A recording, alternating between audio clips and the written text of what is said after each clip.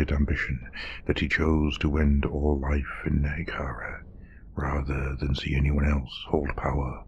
He polluted the clear water of the river Vitai, poisoning it until the water turned thick and dark, tainting the lands that relied on its life-bringing waters. Forever after, it was known only as the River Mortis.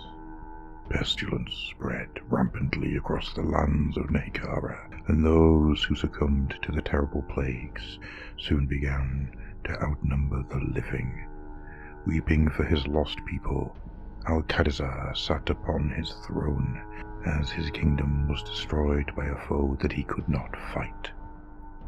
He watched as his friends and advisory died, then his children, and finally his wife, Khalida, named after the revered Queen of Liberis.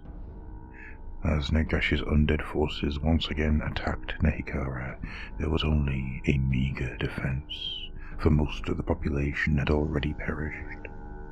Finally, Al-Qadisar was captured and dragged away to rot in a dungeon cell beneath Nagash's fortress. Filled with insane visions of power, Nagash began to cast the greatest and most terrifying spell he had ever conceived. As he chanted within his fortress to the northeast of Nehikara, the sky for hundreds of miles began to darken, and the ground shook. As his spell reached its crescendo, a great wave of power surged from the sorcerer's body, washing over the lands of Nehikara and stealing the life from everything in its path. Crops shriveled, and animals perished within seconds. The last people of the lands fell to the ground, their skin withering, as if they had aged a century in the blink of an eye. Within minutes, there was not a single living creature in the entirety of Nehikara. Nagash planned to raise the entire population, an unstoppable army of the dead that he could use to conquer the world.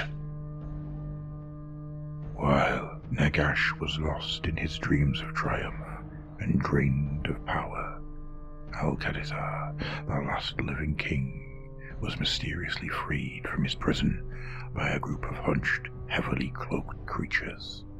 A powerful blade was pushed into his hand, and he stumbled into Nagash's throne room, where the twisted sorcerer was recovering.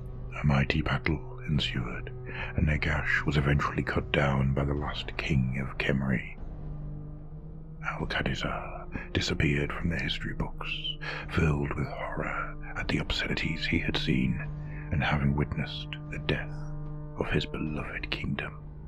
The only things that still moved in the dead cities were the withered and ancient lich priests. Their bodies, already extended far beyond their natural lifespan, seemed to be unaffected by the curse of Nagash. Though they could not guess it yet, they had become immortal at last, though in a manner none could have foretold. Nagash's foul magics penetrated to the tombs of the kings and reverberated throughout the charnel pits of the dead city. His cruel spell affected these dead kings and their minions in a different manner, and they rose from their resting places. From long-forgotten crypts, skeletons burst forth, ready to do their king's bidding. After centuries of entombment, the stiffened corpses of heroes and ancient generals stirred, while the skeletal warriors were little more than automatons, awaiting their king's directions. They, such lords, woke from their long sleep of death with their memories and facilities intact due to the incantations of preservation performed on their embalmed bodies. They emerged from their tombs in horror.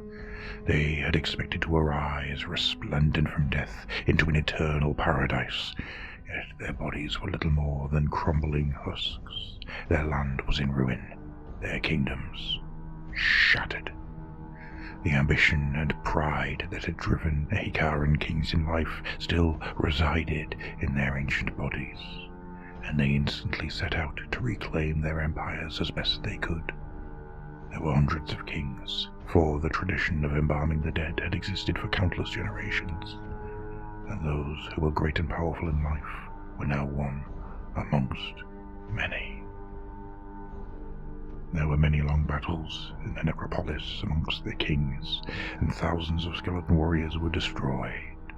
In Khemri, the battle between rival kings lasted for 2 days, before the tomb of Setra opened, and the king himself, first and mightiest of all the kings of Nehikara, marched from his resting place, accompanied by thousands of his personal guard.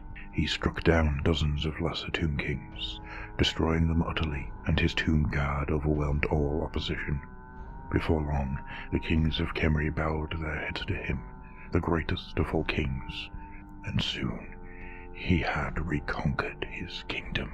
Setra commanded the surviving Lich Priests to explain to him why the awakening had gone awry before the right and proper time. The Lich Priests cowered before the outraged king and told the history of Nehikara since his passing over 1,000 years previous. As best they could, they told Setra of the spell that the foul Nagash had cast, cursing Nehikara for all time. Setra listened with a controlled rage simmering within him. Once he had learned all he could from the Lich Priests, he commanded that the kings return to their eternal rest. The Lich Priests were expelled from his sight, for Setra in his vanity believed that his own powers far surpassed those of the priests who had lied to him. They were given the duty of watching over the tombs and Nehikara itself, and to awake the kings as needed. Setra vowed that he would stay vigilant, taking stock of the world and waging war as was his wont. In particular, he would watch for the hated Nagash who had cursed him, for he knew that the necromancer may yet reappear in the world, and whose magic could still threaten his immortality. And so, it was that Nehikara became the land